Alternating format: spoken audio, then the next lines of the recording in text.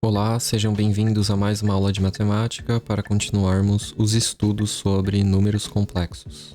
Essa é mais uma questão que foi enviada lá pelo Forms. Ele te dá esse número complexo z, cosseno de π sobre 3 mais i seno de π sobre 3, e pergunta o valor dessa expressão de potências de z. Então a primeira coisa a se notar é que z pode ser reescrito.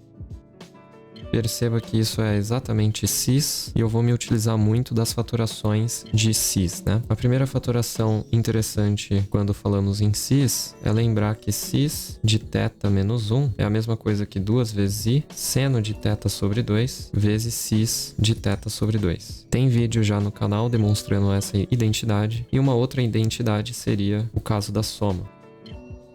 Em vez do seno multiplicado pela unidade imaginária, temos o cosseno de θ sobre 2 e finalizamos da mesma maneira com cis de θ sobre 2. A expressão que o exercício pede para que calculemos pode ser traduzida como a soma dos 5 primeiros termos de uma PG. Então, o primeiro termo acaba sendo z, a razão acaba sendo o próprio z, como tem 5 elementos, então é z à quinta.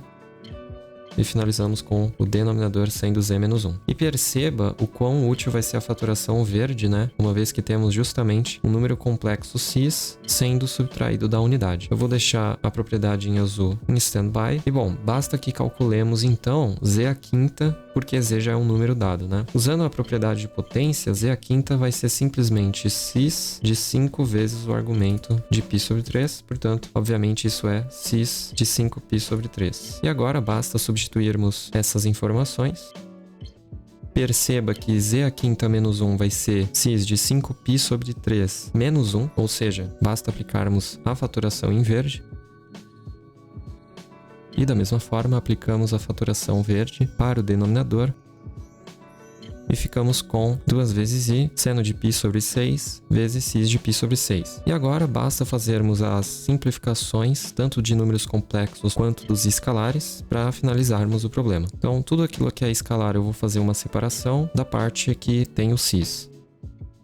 Para a parte que tem o cis, a gente basicamente vai somar ou subtrair os argumentos. Quando multiplicamos complexos, os argumentos deles acabam sendo somados, e quando fazemos a divisão, subtraídos. Então, se você avaliar bem, você tem que somar π sobre 3, 5π sobre 6 e subtrair π sobre 6.